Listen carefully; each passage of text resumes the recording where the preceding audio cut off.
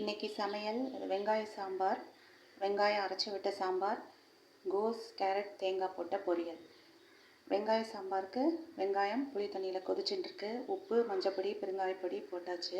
வெங்காயம் நல்லா வதக்கினதுக்கப்புறமா புளி தண்ணி நமக்கு தேவையான அளவு கரைச்சி விட்டு எல்லாம் போட்டு வச்சுருக்கேன். உப்பு, பெருங்காயம், மஞ்சப்பொடி. இந்த பக்கம் அதுக்கு தேவையான தேங்காய், கடலைப்பருப்பு, மல்லி, வெந்தயம், ஒரு ஸ்பூன் ஊற வச்ச பச்சரிசி, 3 காஞ்ச மிளகாய் காரத்துக்கு ஏற்ற மாதிரி வறுத்து அரைக்கிறதுக்கு ரெடி பண்ணி வச்சுட்டுருக்கேன். சாம்பார் பொடி ஒரு ஸ்பூன் போட்டிருக்கேன். ஏன்னா எனக்கு சாம்பார் பொடி போட்டால் தான் குழம்பு நல்லாயிருக்கும்.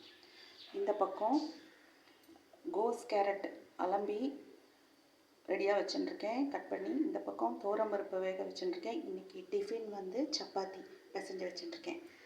ஓகே, நான் முடிச்சதுக்கப்புறமா உங்களுக்கு காமிக்கிறேன். என்னோடய சேனலை சப்ஸ்கிரைப் பண்ணிக்கோங்க. தேங்க்யூ. சாம்பாருக்கு தேங்காய் அரைச்சி வச்சதை விட்டு துவரம்பருப்பு வேக வச்சதையும் போட்டாச்சு. இப்போ நல்லா கொதி வந்த உடனே இறக்கி கடுகு, வெந்தயம், கருவேப்பிலை தாளிக்க வேண்டியதுதான். இப்போ வெங்காய சாம்பார் ரெடி. Okay, thank you.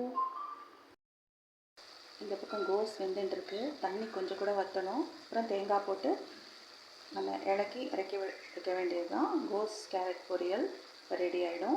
இந்த பக்கம் சப்பாத்தி நான் இட்டு வச்சுட்டுருக்கேன். இனிமேல் தான் கல்லில் சுடணும்.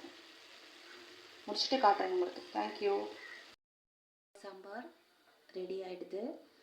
தாளிச்சிருக்கேன். கடுகு, வெந்தயம், கருவேப்பிலை. இந்த பக்கம் சப்பாத்தி டிஃபின் அதுவும் ரெடி ஆகிடுது. இந்த பக்கம் பொரியல், கோஸ் கேரட் தேங்காய் போட்ட பொரியல். அதுதான் இன்றைக்கி சமையல் எங்கள் வீட்டில். Okay, thank you.